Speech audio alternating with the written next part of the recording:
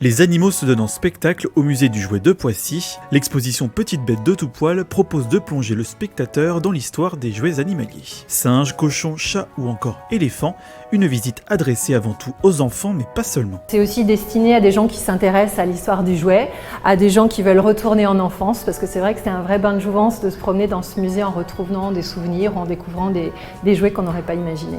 Une exposition pensée de manière chronologique.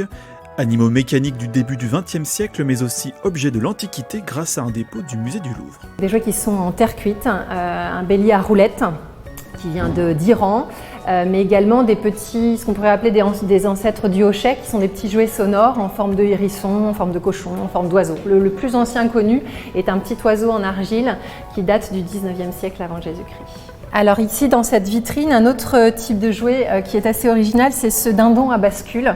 À travers tout le musée, on voit beaucoup de chevaux à bascule. Le cheval est un animal noble et qui était un animal très proche de l'homme.